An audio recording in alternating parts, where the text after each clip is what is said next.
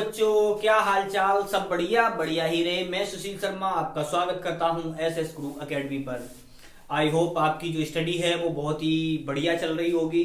अगर नहीं भी चल रही है तो आपको बढ़िया करनी चाहिए, क्योंकि एग्जाम आ चुके हैं। अब कोई ज्यादा विशेष टाइम नहीं बचा है। उसी स्टडी को और अच्छा बेटर बनाने के लिए हम क्या आपके लिए लेके आए हैं कुछ क्वेश्चन। ये क्वेश्चन है वो आए हुए हैं, कई बार आए हुए हैं, मैंने एक बार लिखे हैं, ठीक है। तो और उन्होंने शॉर्ट में कहीं कुछ इन्हीं क्वेश्चनों से रिलेटेड कहीं कुछ पूछ लिया है तो कहीं कुछ पूछ लिया है, उसी के बारे में डिस्कस करेंगे। तो पहला क्वेश्चन है आपका, विद्युत चुंबकीय प्रेरण संबंधी फैराडे के नियम लिखने हैं और एक प्रणालिका के स्वप्रेरकत्व गुणांक का व्यंजक भी निकालना है। तो ये उन्होंने पूछा है, तो ये 5 नंबर में पूछा है। क्यों? क्योंकि फैराडे के नियम भी पूछे हैं और ये भी निकलवाया है, तो ये 5 नंबर का क्वेश्चन है आपका। और ऐसे ये वाला भी 5 नंबर का ही है, ये जरूर 2 नंबर का, ये 1 नंबर का। इस प्रकार से उन्होंने पूछे थे, तो उन्हीं स्टैंडर्ड के अनुसार ये लिखे हुए हैं। तो पहला है विद्युत चुंबकीय प्रेरण। तो पहले समझ लेते हैं कि विद्युत चुंबकीय प्रेरण क्या होता है। तो विद्युत चुंबकीय प्रेरण क्या होता है? जब किसी परिपथ में धारा प्रवाहित की जाती है तो उसके चारों ओर क्या होता है? चुंबकीय क्षेत्र उत्पन्न हो जाता है, ठीक है। तो चुंबकीय क्षेत्र उत्पन्न हो जाता है। जब उसमें धारा को हम चेंज करते हैं तो क्या होता है? उस परिपथ में एक प्रेरित विद्युत वाहक बल उत्पन्न हो जाता है। क्यों? क्योंकि जब धारा को चेंज करेंगे तो वहां पर गुजरने वाला जो चुंबकीय फ्लक्स होता है वो चेंज हो जाता है, जिसके कारण क्या उसमें एक प्रेरित विद्युत वाहक बल और प्रेरित धारा उत्पन्न हो जाती है। लेकिन क्या है, ये दोनों चीजें तभी तक विद्यमान रहते हैं परिपथ में जब तक आप उस फ्लक्स में चेंज करते रहेंगे, तभी तक। अगर आपने चेंज करना बंद कर दिया तो ये खत्म हो जाते हैं, ठीक है। तो यही घटना कहलाती है आपकी क्या? विद्युत चुंबकीय प्रेरण। अगर इसके नियमों की बात की जाए, फैराडे के नियम कितने होते हैं? तो 2 नियम होते हैं। कितने होते हैं? 2 नियम होते हैं। तो पहला नियम आपको हम बताते हैं। पहला नियम क्या होता है? जब किसी कुंडली या परिपथ, हम परिपथ लेके चल रहे हैं तो कुंडली के लिए वहां फेरों की संख्या ज्वाइंट करनी होती है और कुछ नहीं होता है। जब किसी परिपथ में चुंबकीय फ्लक्स में परिवर्तन हो रहा होता है तो उसमें क्या होता है? चुंबकीय फ्लक्स में परिवर्तन हो रहा होता है तो उसमें एक प्रेरित विद्युत वाहक बल उत्पन्न हो जाता है, ठीक है। तो प्रेरित विद्युत वाहक बल उत्पन्न हो जाता है और ये जो प्रेरित विद्युत वाहक बल उत्पन्न होता है वो क्या होता है? फ्लक्स परिवर्तन की ऋणात्मक दर के बराबर होता है। तो फ्लक्स परिवर्तन की ऋणात्मक दर के बराबर होता है। तो देखो, फ्लक्स परिवर्तन की दर बना दिया मैंने और ऋणात्मक बना दिया, इसका मतलब ये है। लेकिन अगर क्या आपका परिपथ में सर्किट में कुंडली जॉइंट है तो वहां पर क्या होती है? फ्लक्स माइनस, तो यहां से क्या n से गुणा हो जाता है, तो ये हो जाता है n delta phi upon delta t हो जाता है। इसी को अगर हम अंदर ले लें तो माइनस का ये हो जाता है डेल्टा एन फाई अपॉन में आ जाता है डेल्टा टी। तो यहां से ये होता है और एन फाई को कहा जाता है फ्लक्स ग्रंथिकाओं की संख्या, जिसका मात्रक होता है वेबर टर्न, ठीक है। तो ये होता है, ये तो हुआ आपका पहला वाला नियम, ठीक। अब दूसरा नियम की बात करते हैं। तो जो दूसरा नियम होता है उसे बोला जाता है लेंज का नियम। क्या बोला जाता है? लेंज का नियम। और लेंज का नियम क्या कहता है? ये कहता है किसी परिपथ में उत्पन्न होने वाला प्रेरित जो विद्युत वाहक बल आया है, क्योंकि करंट में चेंज किया, फ्लक्स में चेंज हुआ, इसके कारण ये उत्पन्न हुआ। तो किसी परिपथ में प्रेरित विद्युत वाहक बल या प्रेरित धारा की दिशा ऐसी होती है, उसी कारण का विरोध करती है जिस कारण उत्पन्न होती है। कहने का मतलब क्या हुआ? अगर यहां पर मालूम कौन सी कहानी बिल्कुल सही बैठती है? जिस थाली में खाता है उसी में छेद करता है। तो क्यों? क्योंकि उसी का विरोध कर रहा है जिसके कारण उत्पन्न हुआ है, इसलिए इसे बोला जाता है। तो क्या यही इसका नियम होता है और ये किस पर आधारित होता है? ऊर्जा संरक्षण के नियम पर आधारित होता है। तो हम क्या कर रहे हैं? देखो, मैंने यहीं पे लेंज का नियम लिया है, तो हम इस क्वेश्चन 3 वाले को भी यहीं पे डिस्कस कर देते हैं और आपका पहला और तीसरा दोनों ही चले जाएंगे एक बार में। तो ये क्या होता है? तो देखो, यहाँ पर हम कुंडली बना रहे हैं, तो कुंडली में क्या है? अब यहाँ पर मैं सीधा ही लगाता हूं, गैल्वेनोमीटर ही लगा देता हूं, ठीक, सॉरी। जैसे यहाँ पर क्या है, जब चेंज होता है, यहाँ पर देखो हमारी मान लो करंट जा रही है इसमें आई, तो करंट जाती है तो इसके जब वो सॉरी यहाँ पर क्या किया, करंट नहीं, यहाँ पर क्या है हमने क्या किया, यहां पर नॉर्थ पोल लेके आए इसके समीप, और एक दूसरी कुंडली है जिसमें हमने क्या किया, नॉर्थ पोल को यहां से दूर ले गए। ठीक है, यानी नॉर्थ पोल को दूर ले जा रहे हैं जैसे। तो जब हम नॉर्थ पोल को पास में लेके आते हैं कुंडली में, तो यहाँ पर यहाँ वाले में क्या होता है, नॉर्थ पोल उत्पन्न हो जाता है। जब इसे हम दूर लेके जाते हैं तो यहाँ पर क्रिएट हो जाता है साउथ पोल। ठीक, तो यहाँ पर नॉर्थ पोल उत्पन्न होता है, तो इसकी जो करंट की डायरेक्शन होती है वो इस प्रकार से होती है। इसमें साउथ पोल होता है तो इसमें करंट की डायरेक्शन होती है वो इस प्रकार से होती है, डाउनवर्ड, इसकी अपवर्ड। तो क्या है यहाँ पर, अब यहाँ पर देखो, ये नॉर्थ पोल और नॉर्थ पोल हो गया, ये नॉर्थ पोल और साउथ पोल हो गया। अगर अब हम इसे इस नॉर्थ पोल को इधर लाना चाहें तो यहां पर हमें प्रतिकर्षण बल के विरुद्ध कार्य करना पड़ेगा। क्यों? क्योंकि नॉर्थ पोल के बीच क्या लगेगा, प्रतिकर्षण बल लगेगा इसे समीप लाने के लिए। ऐसे ही यहां पर अगर हम इसे समीप लाना चाहें तो ये समीप तो आ जाएंगे, लेकिन अगर हम इसे दूर ले जाना चाहें तो दूर नहीं जाएंगे, क्योंकि फिर हमें आकर्षण बल के विरुद्ध कार्य करना पड़ेगा। क्यों? क्योंकि विपरीत पोल में क्या होता है, आकर्षण बल, और सेम पोल में क्या होता है, प्रतिकर्षण बल। ऐसे ही क्या करते हैं, जब कोई कुंडली होती है, यहां पर हमने क्या किया, जैसे हम लेके आए क्या, यहां पर हमारा जैसे सपोज करो साउथ पोल लेके आए, तो साउथ पोल लेके आएंगे तो यहां पर क्या हो जाएगा, साउथ पोल क्रिएट हो जाएगा। और जब हम यहां पर क्या करेंगे, जब यहां पर हम साउथ पोल को ये पास में ले जा रहे, अब हम इसे दूर ले जाएंगे तो यहां पर आ जाएगा आपका नॉर्थ पोल। क्या आ जाएगा, नॉर्थ पोल। सेम प्रॉपर्टी यहां पर होती है, वैसी प्रॉपर्टी यहां पर होती है। मेरे कहने का मतलब ये है, नॉर्थ पोल को नॉर्थ पोल के समीप ले जा रहे हैं तो क्या होगा, यहां पर किसका विरोध होगा, हम इसे समीप ले जाएंगे, उसे हमें कार्य करना पड़ेगा। क्यों? प्रतिकर्षण के विरुद्ध ले जाना पड़ेगा। यहां पर क्या है, ये दूर तो पास तो अपने आप आएंगे क्योंकि आकर्षण लगेगा, लेकिन अगर हम इन्हें दूर ले जाना चाहें तो हमें प्रतिकर्षण के विरुद्ध आकर्षण के विरुद्ध कार्य करना पड़ता है। तो ये जो कार्य करना पड़ रहा है वही क्या है, हमारा ऊर्जा संरक्षण के नियम पर आधारित होता है जाके। क्यों? क्योंकि कार्य करना पड़ रहा है, और कार्य क्या है, ऊर्जा ही तो है। इसीलिए लेंज का नियम है वो ऊर्जा संरक्षण के नियम पर आधारित होता है। ठीक है, और लेंज का नियम भी बता दिया था। अब आते हैं क्या, यहाँ पर आपका क्वेश्चन थर्ड भी हो गया, क्वेश्चन फर्स्ट का आधा पार्ट भी हो गया यहां तक। अब यहाँ पर आते हैं, तो यहाँ पर क्या है, एक परिनालिका के स्वप्रेरकत्व गुणांक की गणना करनी है और व्यंजक भी निकालना है। तो पहले ये जान लेते हैं स्वप्रेरकत्व क्या होता है। तो देखो स्वप्रेरकत्व, तो स्वप्रेरकत्व क्या होती है, ठीक, और उससे पहले जानते हैं स्वप्रेरण क्या होता है। तो देखो, जब जैसे सपोज करो ये कुंडली है आपकी, ठीक है, और यहाँ पर ये धारा नियंत्रक लगा दे रहे हैं, और ये लो यहां से ये लो, ठीक, जैसे ये रहा। अब हमने क्या किया, यहाँ पर हमने करंट फ्लो की, और इसमें हमने क्या है, गुजरने करंट को कम किया, ज्यादा किया, तो इसमें से गुजरने वाली बल रेखाओं की संख्या में चेंज होगा, तो इसमें क्या हो जाएगा, विद्युत वाहक बल भी उत्पन्न होगा। हमने धारा मान ली आई, अब इसमें वो विद्युत वाहक बल उत्पन्न होगा। तो जो इसी कुंडली में हम धारा को चेंज कर रहे हैं, इसी कुंडली में प्रेरित विद्युत वाहक बल और प्रेरित धारा आ रही है, इसीलिए इस घटना को कहा जाता है स्वप्रेरण की घटना। क्यों? क्योंकि उसी कुंडली में हो रहा है। अब क्या है, धारा आई है, इसमें फेरों की संख्या मान ली n, और फ्लक्स जो है वो हमने मान लिया फाई। ठीक, तो यहां पर क्या होता है, जो n फाई होता है वो इसमें प्रवाहित होने वाली धारा के अनुक्रमानुपाती होता है। तो n फाई, और यहां से समानुपाती का चिन्ह हटाएंगे तो एक कांस्टेंट लेके आएंगे, वो l आ गया। इसे ही कहा जाता है, जो कुंडली लगी है उसका स्वप्रेरकत्व या स्वप्रेरण गुणांक कहा जाता है। ठीक है, तो यहां से L का मान निकाला तो ये आ गया n फाई अपॉन में I आ गया आपका ये रहा। ठीक, अब क्या है, यहां से अगर हम प्रेरित विद्युत वाहक बल की बात की जाए तो प्रेरित विद्युत वाहक बल क्या हो जाएगा, minus n delta phi upon delta t हो जाएगा। ठीक, अब यहां से delta phi upon delta t, अगर हम यहां से क्या, हाँ, इसे अंदर कर दो बिल्कुल वैसे ही। ये वाला अगर हम डायरेक्ट सूत्र ले लें, ये वाला यहां से देखो, यहां से हम डायरेक्ट अगर सूत्र ले लें तो यहां से क्या हो जाएगा, ये n अंदर आ जाएगा, यानी ये हो जाएगा डेल्टा यहां पर n फाई।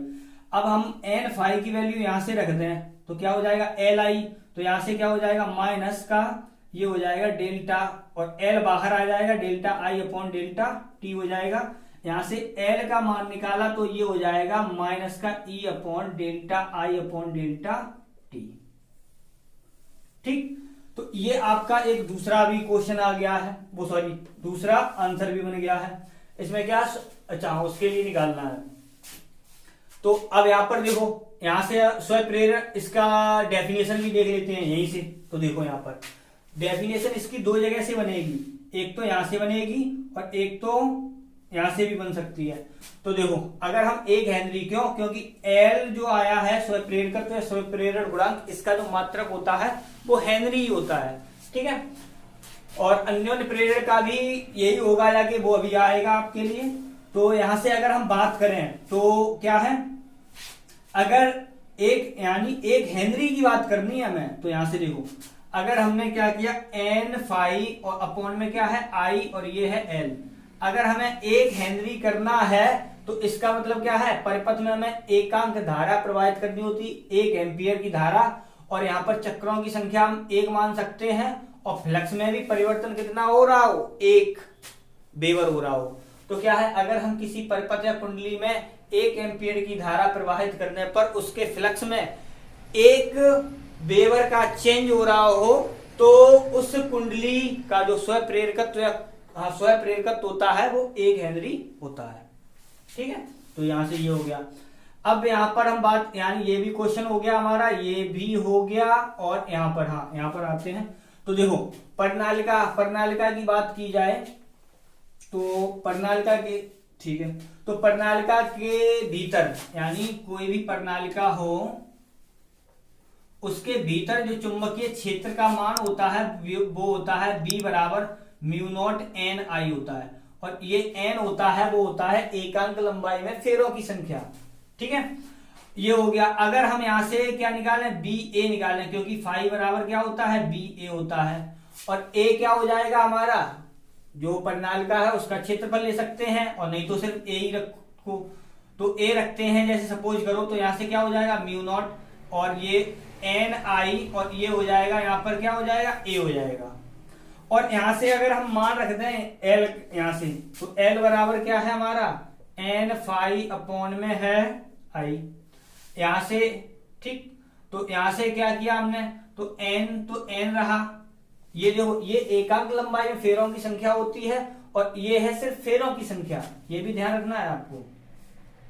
तो ये हो गया एन, और ये फाई का मान यहां से रख दिया, तो ये हो गया mu not an I A upon में आ गया आई से आई कैंसिल हो गया, तो यहां से आ गया एन यानी म्यू नॉट, एल का मान आया है वो आ गया म्यू नॉट, और ये आ गया आपका एन आई एन, और ये कैपिटल एन भी है यहाँ पर, और ए भी है, तो ये आ गया आपका। ठीक है, ए का मान रखना चाहो तो यहां से क्या रख सकते हैं हम, पाई आर स्क्वायर रख सकते हैं, और यहां से ये निकाल सकते हैं। अगर यहाँ पर हम चलो पूरा ही लिख देते हैं, म्यू नॉट यहाँ पर क्या हो जाएगा, एन अपॉन एल हो जाएगा, और ये एन रहा और ये ए रहा, और ए को भी हम पाई आर स्क्वायर में ही लिख देते हैं लो। तो यहाँ से एल का जो मान आएगा वो आ गया आपका क्या आ जाएगा, म्यू नॉट, और ये हो गया पाई आर स्क्वायर और ये हो गया एन स्क्वायर अपॉन में आ गया एल। ठीक है, ये हो गया।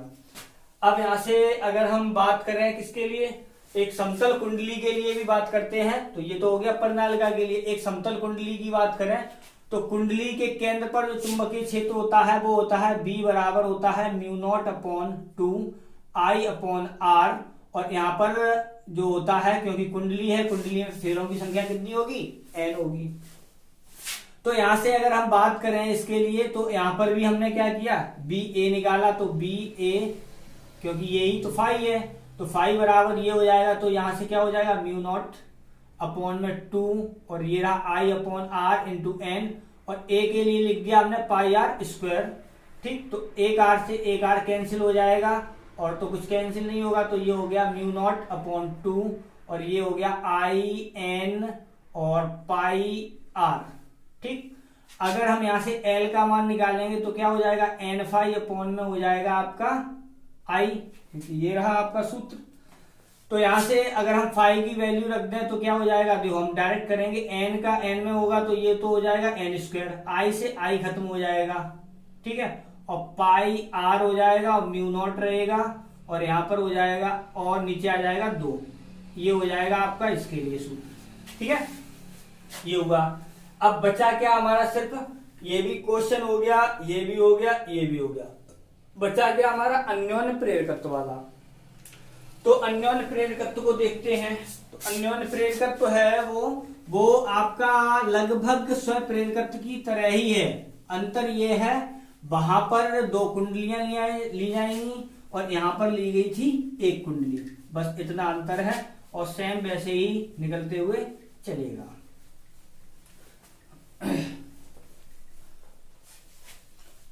तो क्या है, अन्योन्य प्रेरकत्व की बात करते हैं। तो अन्योन्य प्रेरकत्व क्या होता है, तो अन्योन्य जो प्रेरकत्व होता है वो आपका क्या है, जैसे सपोज 2 कुंडलियां हैं, ठीक है, और जैसे इसमें करंट फ्लो की,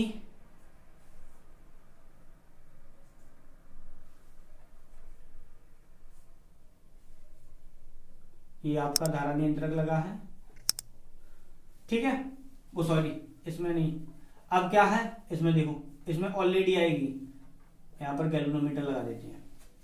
तो यहां पर क्या है, जैसे हमने यहां से करंट फ्लो की, ठीक, तो इसमें क्या है, चुंबकीय बल रेखाएं इस प्रकार से चलती हैं, यानी क्या होता है, कुछ जो बल रेखा इसमें हमने करंट प्रवाहित की, इसमें चुंबकीय फ्लक्स में कम ज्यादा किया, तो इसमें मैंने चेंज किया, तो इसमें भी प्रेरित विद्युत वाहक बल आ जाता है। तो क्या है, अगर हम एक कुंडली में प्रवाहित होने वाली धारा के मान में चेंज करें या फ्लक्स में चेंज करें, तो दूसरी कुंडली में प्रेरित विद्युत वाहक बल या प्रेरित धारा के उत्पन्न होने की घटना होती है, वो कहलाती है आपकी अन्योन्य प्रेरण गुणांक, वो सॉरी अन्योन्य प्रेरकत्व, अन्योन्य प्रेरण कहलाती है वो घटना, ठीक है। अब अन्योन्य प्रेरकत्व के लिए जैसे स्व प्रेरकत्व था, उसके लिए हम सूत्र निकालेंगे। तो क्या होता है यहां पर, अब अगर हमने इसमें क्या है, देखो इसमें करंट है हमारी क्या आई 1 मान लो, क्योंकि 2 है, तो इसके कारण इसमें चुंबकीय फ्लक्स में चेंज हो रहा होगा, इसमें जब चुंबकीय फ्लक्स में चेंज हो रहा होगा तो इसमें फेरों की संख्या क्या N2, और चुंबकीय फ्लक्स क्या मान लिया मैंने Φ2। तो जो N2 और Φ2 है वो किसमें, इसकी कुंडली में धारा में परिवर्तन होने से चेंज हो रहा है, तो इसलिए इसकी धारा के अनुक्रमानुपाती होगा। तो यहां से क्या किया हमने, N2 Φ2 बराबर लिया, तो यहां पर M लिया और ये रहा I1, तो M बराबर आ गया आपका N2 Φ2 अपॉन में आ गया I1। तो ये आया है आपका क्या, अन्योन्य प्रेरकत्व। इसका मात्रक भी हेनरी ही होता है, स्व प्रेरकत्व का भी और अन्योन्य प्रेरकत्व दोनों के मात्रक हेनरी होते हैं। तो ये हो गया। अब किसके लिए ये हो गया अन्योन्य प्रेरकत्व की परिभाषा देनी है। तो इसमें अन्योन्य प्रेरकत्व के लिए क्या कहेंगे, तो देखो अगर हम धारा का जो मान है उसे हमने मान लिया 1 एम्पियर, तो M बराबर क्या हो जाएगा, N2 Φ2 हो जाएगा। तो क्या है, अगर हम प्राथमिक कुंडली में या एक कुंडली कह सकते हैं में 1 एम्पियर की धारा प्रवाहित करें, तो दूसरी वाली कुंडली में जो चेंज हो रहा है वो ऐसे नहीं सॉरी। तो यहां से क्या है, देखो प्राथमिक कुंडली में 1 एम्पियर की धारा प्रवाहित करने पर द्वितीय कुंडली में जो फ्लक्स ग्रंथिकाओं की संख्या होती है वही तुम्हारी कुंडली के अन्योन्य प्रेरकत्व के बराबर होती है। यानी किसी कुंडली का जो अन्योन्य प्रेरकत्व होता है वो क्या होता है, फ्लक्स ग्रंथिकाओं की संख्या के बराबर होता है। कब, जब एक कुंडली में 1 एम्पियर की धारा प्रवाहित हो रही हो। ये ठीक। अब क्या है, हम देखते हैं परिनालिका के लिए अन्योन्य प्रेरकत्व। तो हमने क्या किया, देखो जैसे ये मान लो, ठीक, इसमें हमने धारा मान ली I1 और इसी के समक्ष हमने क्या की, दूसरी एक लगाई, ठीक है। ये वाली हमारी प्राइमरी वाली कॉइल है जिसकी लंबाई हमने मान ली L, और ये वाली आपकी है सेकेंडरी वाली जिसमें होगी धारा I2, इसमें मान ली हमने I1, ठीक है। अब क्या है यहां से, तो यहां पर है क्या ये, रियल में तो परिनालिका ही बनी हुई है। तो इसमें जो प्राथमिक वाली में जो चुंबकीय क्षेत्र आएगा B बराबर आ जाएगा क्या, म्यू नॉट एन आई, इतना आएगा। अब यहाँ पर देखो, यहाँ पर हो गई हमारी 1 और यहाँ पर हो जाएगा 1, क्यों, क्योंकि देखो म्यू नॉट एन के लिए एन 1 अपॉन में आ गया L, और यहाँ पर हो गया आपका क्या I1, क्योंकि हम इसकी प्राथमिक वाले की बात कर रहे हैं, तो इसके भीतर जो चुंबकीय क्षेत्र होगा वो ये होगा। अब क्या किया मैंने, अब यहाँ पर निकालते हैं इसके लिए, अगर हम फाई का मान निकालें तो फाई 2 बराबर क्या हो जाएगा, बी ए हो जाएगा। ए का जो मान है वो आपका क्या है, पाई R2 का स्क्वायर, क्योंकि दूसरी वाली की बात कर रहे हैं। तो यहां से क्या हो जाएगा, बी का मान तो ये रहा आपका N1 upon L into I1, ठीक है। अब हमने क्या किया, ये ए ये रहा, तो यहां से अब हमारा फाई 2 का मान आ गया। अगर हम इसमें N2 से गुणा कर दें, और यहां से भी हमने क्या किया, N2 से गुणा कर दिया, तो यहां पर देखो, यहां पर हम आ गए, तो हमें m का मान निकालना है। तो m बराबर हो गया आपका यानी ये कितना लिखा है, म्यू नॉट N1 N2, और ये अलग लिखा है N1 N2 I1 A, और अपॉन में आ गया L, और यहां से क्या है, I1 का मान और आएगा तो I1, तो I1 से I1 कैंसिल हो जाएगा, ये हो जाएगा म्यू नॉट N1 अपॉन में L, और ये रहा N2A। और इसी को हम क्या लिख सकते हैं, स्मॉल n भी लिख सकते हैं, यानी स्मॉल n1, और ये रहा N2A। तो ये आ गया आपका क्या है, अन्योन्य प्रेरण गुणांक आ गया, किसके लिए, परिनालिका के लिए, ठीक है। तो ये हुआ। अगर वीडियो आपको पसंद आया हो तो वीडियो को लाइक करें, चैनल पर नए आए हो तो चैनल को सब्सक्राइब करें और अपने दोस्तों के साथ शेयर करें। बाय।